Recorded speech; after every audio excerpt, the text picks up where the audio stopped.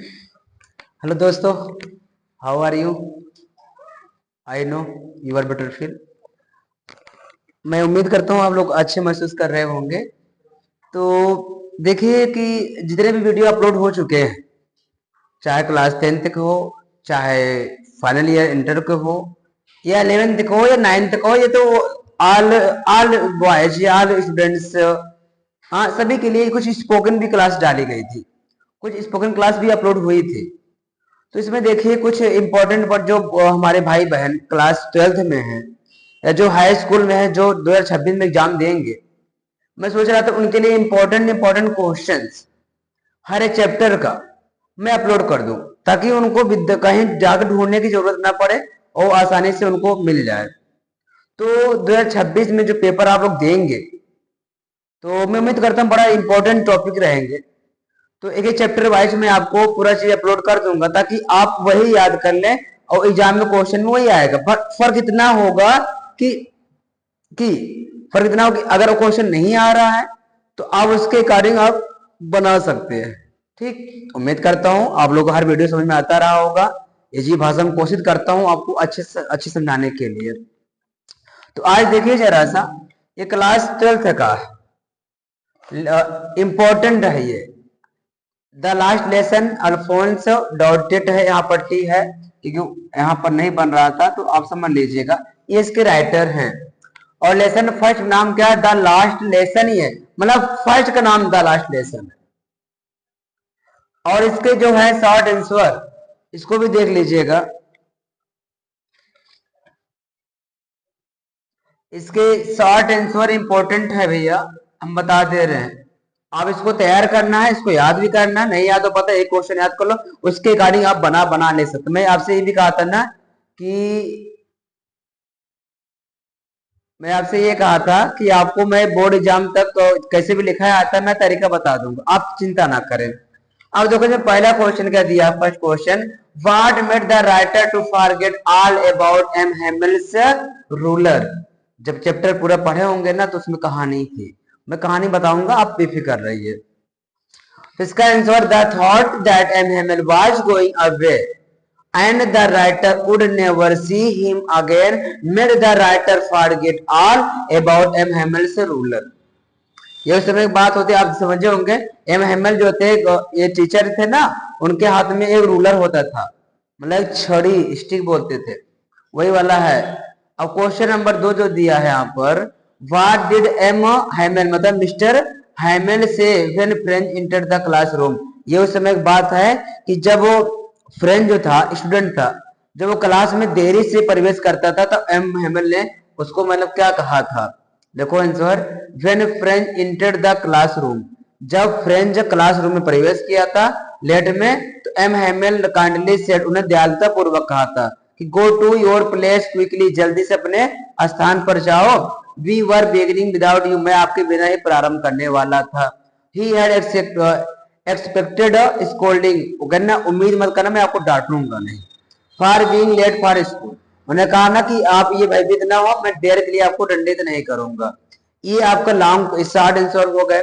कुछ आंसर और शॉर्ट है, मैं इसको भी लिख दे रहा हूं ताकि आपको कोई समस्या ना हो, आप अच्छे इसको कर सकते हैं, ताकि आप बोर्ड एग्जाम में अच्छे नंबर से आप परेशान हो, आप अच्छे नंबर पास हो सकते हैं।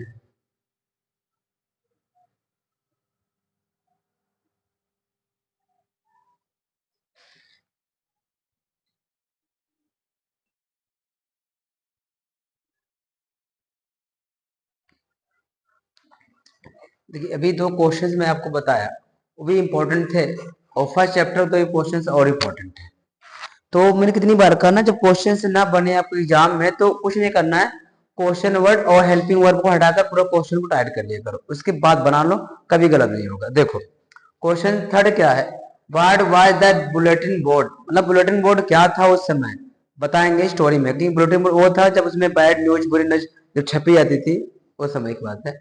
What was the bulletin board, question mark, how was it's important. Answer क्या है, the bulletin board was the centre of information near the town hall. क्योंकि जो बुलेटिन बोर्ड था ना, ये सेंटर, एक केंद्र था, इंफॉर्मेशन मतलब सूचना देने का, नियर द टाउन हॉल, और किसके पास था? कस्बा, टाउन एक हॉल था, वहां था ना। फिर ऑल द बैड न्यूज, मतलब जो बुरी खबर होती थी ना, had come from the bulletin board, मतलब कहां से आती थी? बुलेटिन बोर्ड से छप जाती थी। ठीक, फॉर द लास्ट 2 years, कई साल से? 2 वर्षों से। At the battle of draft orders of the commanding officer etc., मतलब जो वहां के ऑफिसर लोग थे जो ऑर्डर देते थे उनकी बात कर रहे हैं। सो इट वाज इम्पोर्टेंट, इसलिए आपको बहुत महत्वपूर्ण है। क्वेश्चन नंबर 5 में दिया, 4 में दिया है, what was MML say about the French language, मतलब एमएमएल ने फ्रांसीसी भाषा के बारे में क्या कहा था? तो आप इसको ऐसे याद करना है कि फ्रेंच अगर वहां पर टीच मिल जाए, लैंग्वेज मिल जाए, तो आपको आंसर ये लिखना। ओ आर 3 दिया था, चाहे मतलब टीच लिखो, लिखा रहेगा तब, या तो लिखा रहेगा मतलब क्या बोलते हैं लैंग्वेज। तो एमएमएल से दैट, एमएल ने कहा था ना कि French is the most beautiful language in the world, जो फ्रांसीसी भाषा थी ना, संसार की सबसे ब्यूटीफुल लैंग्वेज थी वो। इट इज द क्लियरेस्ट, जो एकदम स्पष्ट थी, एंड मोस्ट लॉजिकल थी। So they must guard it among them, और हमको इन सब में सुरक्षित रखना है। एंड नेवर फॉरगेट इट, और हम इसे कभी नहीं भूल सकते। भुलाए से नहीं भूले दिल पर तेरी बातें, तो भुलाए से नहीं भूले सर आपका ये चैप्टर, आप इसको याद कर लीजिएगा। तो आपको ये वेरी इंपॉर्टेंट वो लेसन फर्स्ट का last speaking, the last lesson का है, फर्स्ट लेसन का इंपॉर्टेंट क्वेश्चंस है। इसको आप, उम्मीद करता हूं आप लोग अच्छे से बना लेंगे। आप लोग याद करो, कम याद करो, लेकिन एक ही दो अगर याद कर लेते हैं तो बोर्ड एग्जाम में कोई गलती नहीं होगी। मैं उम्मीद करता हूं कि ये क्वेश्चंस आपको समझ में आ गए होंगे, और बोर्ड एग्जाम के लिए भी आ गया होगा। आप ऐसे लिखिएगा, आपको नंबर मिल जाएगा। और जो चैप्टर्स और है मैं सब कराता रहेंगे, बारी बारी में सब कराता रहूंगा, ताकि आपको कोई समस्या कहीं पर ना हो। और रिक्वेस्ट यही भी है आप लोगों से कि वीडियो को भाई लाइक शेयर भी कर दिया करें, और सब्सक्राइब भी कर दिया करें। और शेयर वहां करिए ना जो आपके भाई बहन दोस्त यार पढ़ रहे हैं, उन्हें कोई गाइडेंस नहीं मिल रहा है, कोई कुछ मिल नहीं पा, पढ़ने कोई सोर्स नहीं मिल रहा है, उनके पास भेजिए ताकि उनको पढ़े, वो उनको मिले, और कम टाइम में उनका अच्छे परसेंटेज बन जाए। तो उम्मीद करता हूं कि आप लोग के चीज समझ में आ गया होगा। Best of luck for board examinations. ठीक।